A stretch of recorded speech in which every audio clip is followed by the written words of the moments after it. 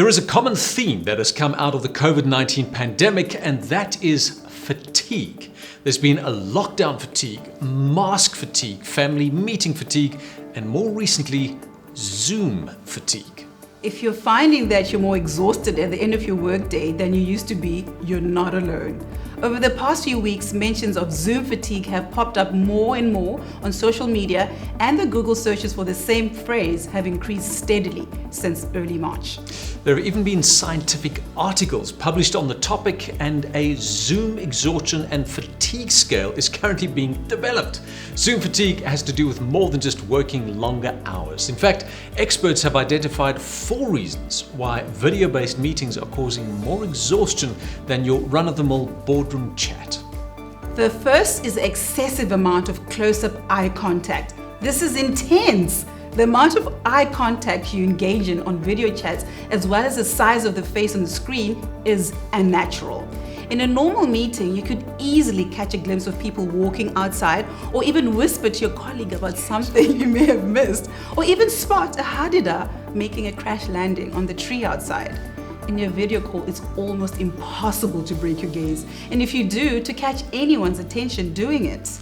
On a Zoom call, everyone is looking at everyone at the same time. A listener is treated non-verbally like a speaker. So even if you don't speak at all, you still have several faces staring intensely back at you. And that creates the same kind of social anxiety you might feel if you're standing up in front of the room. It's the hours that you spend staring at yourself that is the second main driver of Zoom fatigue. It's also driving changes in self-esteem, and not in a good way. There are negative emotional consequences of seeing yourself in a mirror for hours on end, and again, isn't something that would be at all natural. Well, for most people anyway. I hope you're not referring to me. Yeah. The problem isn't helped by the fact that video calls make it easier than ever to spend a lot of time sitting. Third problem. We know that moving during the day is not only essential for your physical health and energy levels, but there is also evidence to show that moving around improves your cognitive abilities. And finally, there are all those extra mental calories that we have to use overcoming the technological challenges, shooing a child out of the study, giving an exaggerated thumbs up signal when you're on mute, forgetting to put yourself on mute, and of course, trying to get the dogs to stop barking. You have to constantly be on guard, making sure you can stay as professional as possible. Since it seems as though Zoom calls are here for a while, it's important to figure out ways of reducing the fatigue while still maximizing your productivity.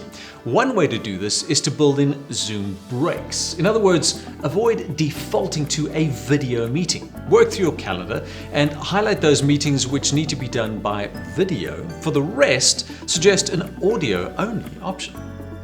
It's just as important to give your body a break. So ensure that you physically turn yourself away from your screen if you're on an audio-only call. Better yet, get up and pace the length of your desk or even study. Yep. Since almost everyone is experiencing some degree of Zoom fatigue, it's perfectly understandable to try and recreate some real-world normality by not being 30 centimeters away from a full screen size of your colleague's face. Change your settings to minimize your colleagues' faces, and once you know your video is good, hit your Hide Self-View button. You could also try sitting further away from your screen so that you can enjoy some more personal space.